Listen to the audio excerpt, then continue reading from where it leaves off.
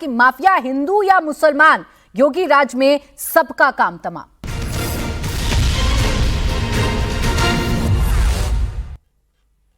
योगी आदित्यनाथ ने एक बार फिर साफ साफ कह दिया है कि यूपी में माफियाओं का सफाया होकर रहेगा। योगी ने अपना कमिटमेंट फिर दोहराते हुए कहा है कि यूपी में माफियाओं को मच्छर की तरह मसल दिया जाएगा। अब तक विपक्ष की सरकार से योगी सरकार पर माफियाओं की सफाई में भी धर्म मजहब देखकर कार्रवाई करने का आरोप लगाया जाता है, जाति देखकर कार्रवाई करने का आरोप लगाया जाता है।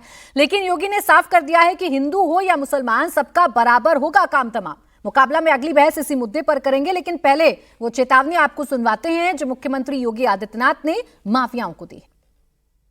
गुंडागिर्दी थी, गुंडा टैक्स था, विकास नहीं थे, बिजली नहीं थी, गंदगी थी और बीमारी अलग से थी, इंसेफ्लाइटिस की बीमारी थी। गंदगी रहेगी तो मच्छर होंगे।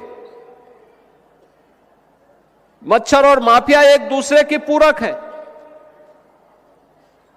जब समाज जागरूक नहीं होता है स्वच्छता के प्रति और हर प्रकार की स्वच्छता के प्रति, और एक गोरखपुर तो माफिया राज के लिए, माफियाओं के गुंडागिर्दी के लिए कुख्यात हो चुका था।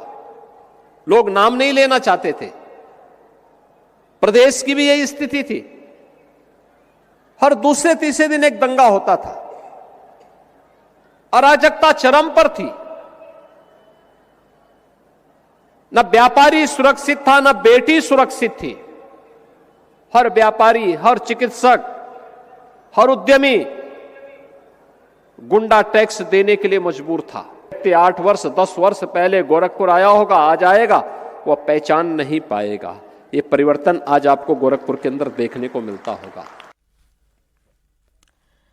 तो जब जब ऐसी बातें मुख्यमंत्री योगी आदित्यनाथ करते हैं या कहते हैं, माफियाओं पर कार्रवाई की बात करते हैं, तो सुनील सिंह यादव जी, आप लोग इतने प्रश्न क्यों उठा देते हैं? वो तो बड़ा स्पष्ट कह रहे हैं कि मच्छरों से भी आजादी दिलाई हमने गोरखपुर को, तो माफियाओं से भी आजादी दिला रहे हैं उत्तर प्रदेश को, और आगे भी कार्रवाई जारी रहेगी। ये तो अच्छी बात है, किसी भी सरकार को करना चाहिए। देखिए प्राची जी,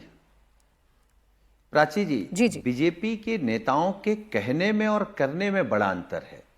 हम कह रहे हैं, मैंने तो आपके कार्यक्रम में कहा, मैं फिर दोहरा रहा हूं आपके कार्यक्रम में, कि हम माननीय मुख्यमंत्री जी से अनुरोध करेंगे कि उत्तर प्रदेश के टॉप 10 ही आप जारी कर दीजिए, मत 20 जारी करिए, बड़े अपराधियों के नाम, और उसमें सबको पता चल जाएगा। उन 10 में कम से कम 8-9 होंगे जिनको संरक्षण खुद योगी आदित्यनाथ जी का होगा। बाहर पुलिस की सुरक्षा में घूम रहे हैं, वो कौन लोग हैं? तो आप क्यों देख रहे हैं? अपराधी को अपराधी की तरह देखिए। जैसे ही आप जाति देखते हैं, अपना पाते हैं, तो फिर आप बदल जाते हैं। अच्छा, आप ही बता दीजिए सुनील सिंह यादव जी, चले कंफ्यूजन दूर ही कर देते हैं, फिर मैं ये सवाल का जवाब अजय आलोक जी से लूंगी। आप मुझे आज बताई दीजिए, आपकी नजर में कौन सा धर्म और कौन सी जाति है जो मुख्यमंत्री के टारगेट पर है और जिनका सबसे ज्यादा एनकाउंटर किया जा रहा है या जिनको सबसे ज्यादा जेल में डाला जा रहा है? मुझे बताई दीजिए सर आज। ये सरकार से पूछिए, ये सरकार से पूछिए। अरे आरोप तो आपने लगाए हैं, इनसे पूछिए कि नहीं। अच्छा, मैं ये कह रहा हूं। हाँ बोले, देखिए मैं बताई दे रहा हूं। हाँ बताइए। हाथरस में बेटी के साथ दुष्कर्म करने वाला कौन था? उन्नाव में कौन था? मेरठ में कौन है? कब सिरप में कौन है? अगर आप नहीं जान पाई हैं तो फिर हम क्या ही कह सकते हैं? नहीं, मैं तो जान पाई हूं ना, मैं तो जान पाई हूं सर। देखिए, आप लोगों के आरोप इतने गंभीर हैं ना कि मुझे पूरा रिसर्च करना पड़ा, और इस रिसर्च में जो आंकड़े मेरे सामने है वो तो कुछ और ही बता रहे हैं। तो आप करिए ना। मैं आपको बता देती हूँ, उत्तर प्रदेश में 2024 तक जितने भी एनकाउंटर हुए हैं, लखीमपुर, उसमें हिंदुओं के जितने एनकाउंटर हुए हैं उसमें मैं जाति वाइज डेटा आपको बता देती हूँ। ब्राह्मणों 20 एनकाउंटर हुए हैं। वो अपराधी, वो माफिया जो किसी न किसी मामले में पुलिस की निशाने पर थे। ठाकुर, यानी आप बार बार जो कहते हैं स्वजातीय स्वजातीय, तो मैं आपको बता देती हूं, जो राजपूत समाज है, जो ठाकुर समाज है, 18 ऐसे अपराधी हैं जिनका एनकाउंटर किया है योगी की पुलिस ने। जाट गुर्जर 17 हैं, यादव 16 हैं, दलित 13 हैं। अब बताइए मुझे, अब ये आंकड़े तो नहीं झुटलाएंगे ना सुनील सिंह यादव जी? अगर इतना ही भेदभाव करते ये भारतीय जनता पार्टी वाले, तो ठाकुर 18 और 20 ब्राह्मण ना होते ना, ये संख्या तो 1-2 होती। मैं ये कह रहा हूं कि इसमें एक बात और जोड़ दीजिए ना, बचा कितनों को रहे हैं।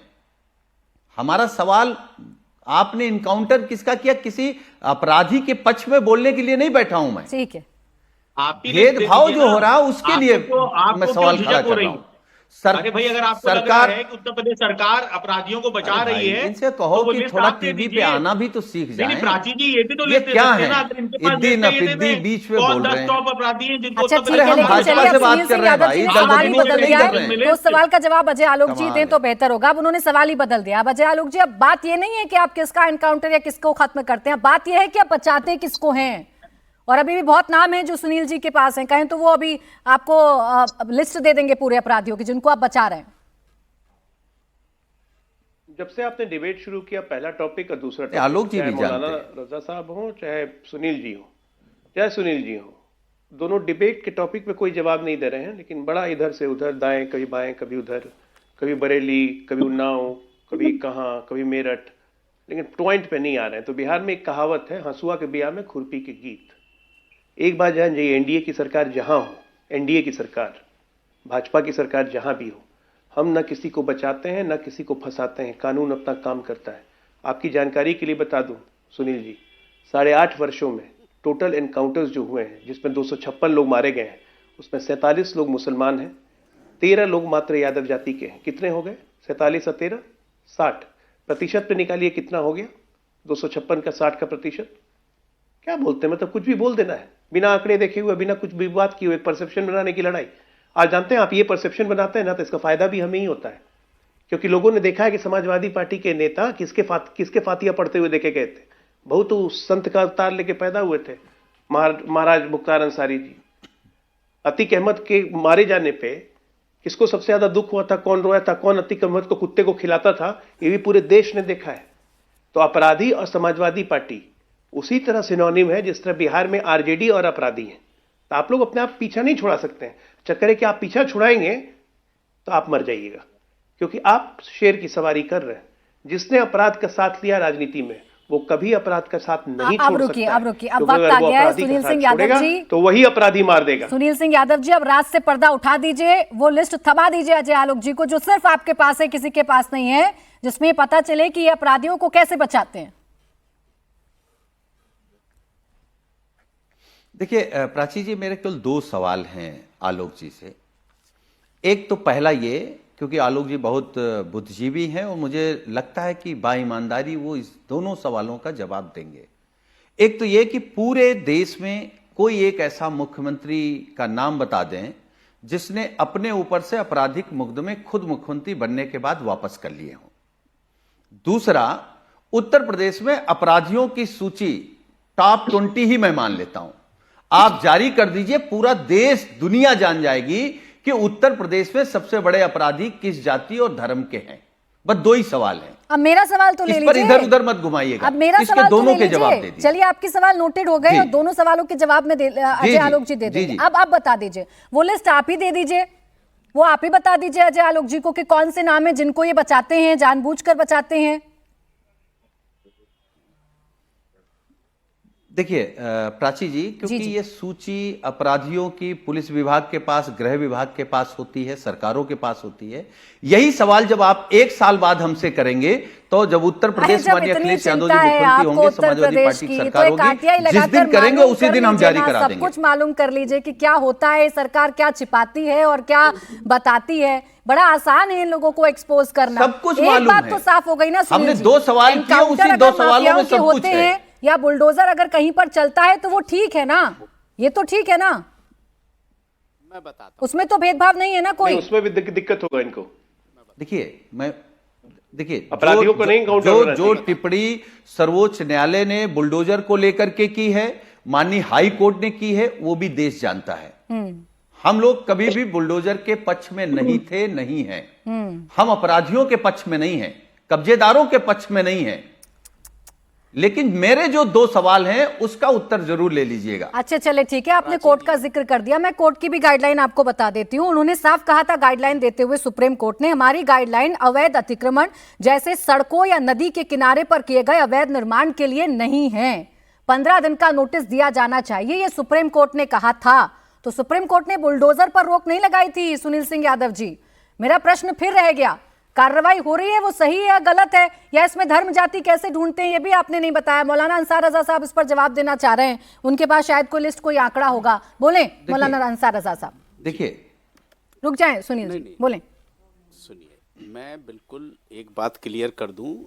अजय आलोक साहब कह रहे हैं कि हम दाएं बाएं घुमा ले गए। अजय आलोक जी, आप बहुत पढ़े लिखे आदमी हैं। जब भी टीवी पर बोलने के लिए आप तशरीफ़ लाएं तो बहुत अदब से कह रहा हूं कि जानकारी पूरी लेकर के आया कीजिए। हम कभी किसी के धर्म को डिबेट में नहीं लेकर के आते, और जब जानकारी ना हो तो हम बिल्कुल नहीं लेकर के आते। दूसरी चीज़, अभी आपने एक बात कही है कि क्या सुनील साजन जी डिबेट में लिस्ट लेकर के बैठे हैं।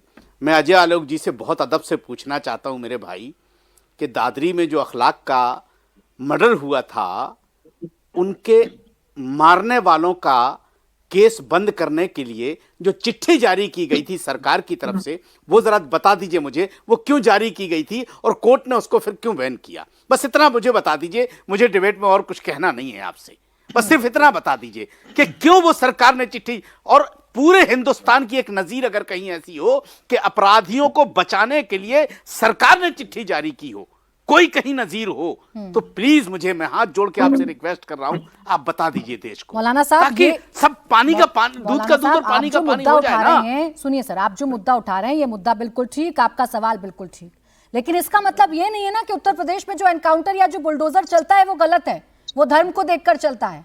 जबकि मैंने इतना रिसर्च किया सर, मैंने सारे आंकड़े निकाले, मैंने सारे आंकड़े निकाले, मुझे एक आंकड़ा ऐसा नहीं दिखा मौलाना साहब जिसमें मैं ये कह पाऊं खुलकर कि अजय आलोक जी की पार्टी जानबूझकर बुलडोजर वहां चलाती है जहां मुस्लिम बस्ती है, या उन माफियाओं को गोली मारती है जिनके नाम के आगे खान लगा है। कोई शक नहीं है इसमें, कोई अच्छा, तो फिर ये बताइए प्राची जी, फिर प्राची जी एक बात बताइए, फिर वो जो ये मसला आया है इसका खांसी वाले सिरप का, उस पर क्यों अभी तक बुलडोजर नहीं चला?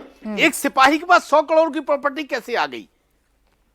कुछ बता सकते हैं अजय आलोक जी इस बारे में? मैं कब सिरप पर भी सवाल ले लेती हूं, मैं कब सिरप पर भी सवाल ले लेती हूँ, लेकिन दिक्कत यह है कि आप मूल प्रश्न पर नहीं आते। ले लीजिए, अरे आप मूल प्रश्न आप बचा जाती है उनको, आप लोग ये कह देते हैं जब तक बीजेपी को बचाएगी तो देश बर्बाद होता रहेगा।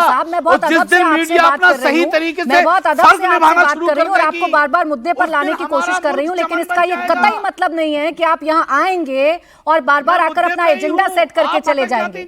भाई या तो आप आंकड़ों के साथ मुझसे बात करिए, मैं अभी की अभी, मौलाना साहब आप एक आंकड़ा मेरे सामने रखिए, मैं आपसे कह रही हूं, मैं अभी की अभी आपकी बात को ये मान लूंगी, ये तय कर लूंगी कि अजय आलोक जी की पार्टी या एनडीए की सरकार भेदभाव करके कार्रवाई करती है। एक आंकड़ा मेरे सामने रखिए, आपके पास नहीं है तो मैं रख देती हूँ। मैं एनकाउंटर के आंकड़े देख रही थी, सुन लीजिएगा मौलाना साहब, सुन लीजिएगा, मैं एनकाउंटर के आंकड़े देख रही थी।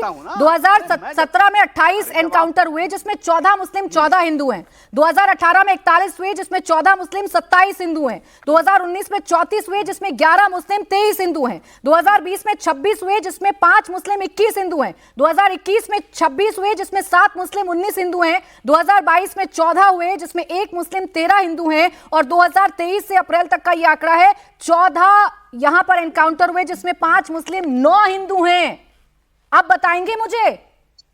ये आरोप लगाना बड़ा आसान है, एजेंडा सेट करना बड़ा आसान है, लेकिन आंकड़े आपके आरोपों को गलत बता रहे हैं साहब।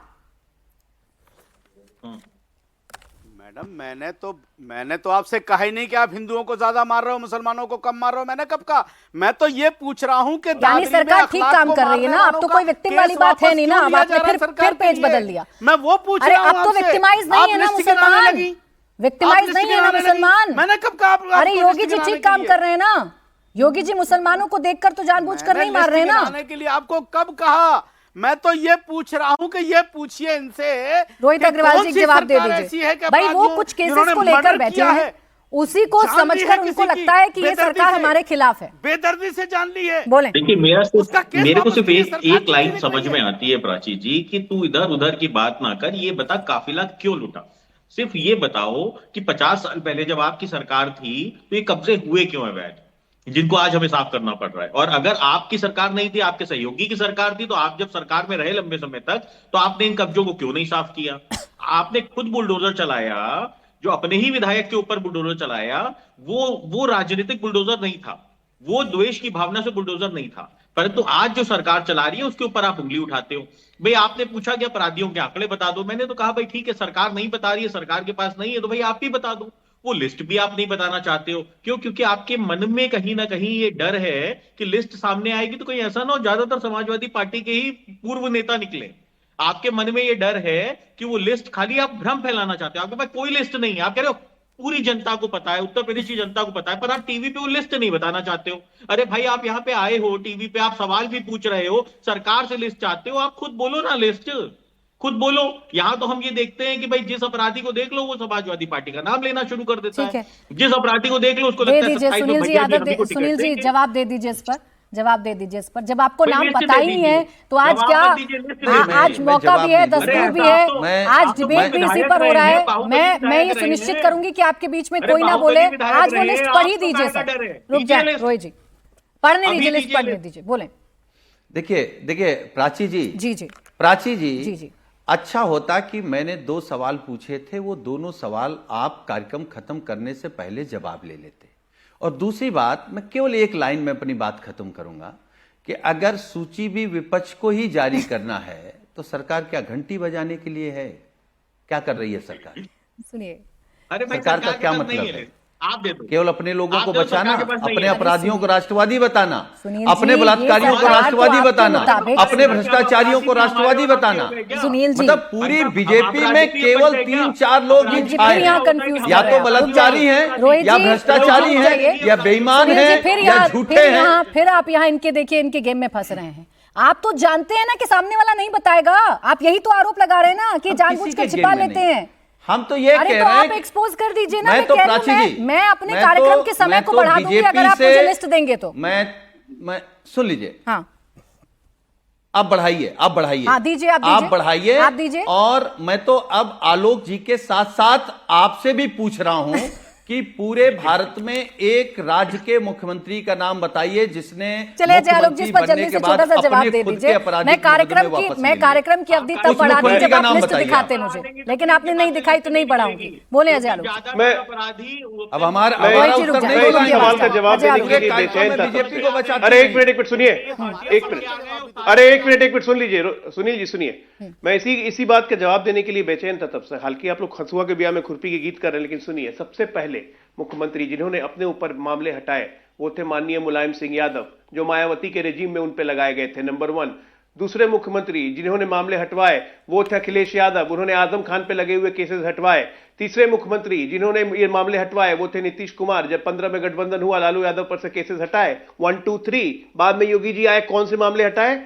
प्रोहिबिशन ऑर्डर के अगेंस्ट में वो डेमोन्स्ट्रेशन पे बैठे थे, वो केस 2009 के मर्डर केस में उनको माननीय न्यायालय ने बरी किया था। ये सच्चाई है। अब जवाब देंगे या मुंह में दही जम गई? चले, आज तो मौका चूक गए आप सुनील जी। अगली बार जब डिबेट करेंगे तो उम्मीद करूंगी आप लिस्ट लेकर आएंगे और जितना मन चाहेंगे उतना उस पर हम चर्चा करेंगे। बहुत शुक्रिया आप सभी का हमारे साथ आज की चर्चा में जुड़ने के लिए। मुकाबला में आज के लिए बस इतना ही।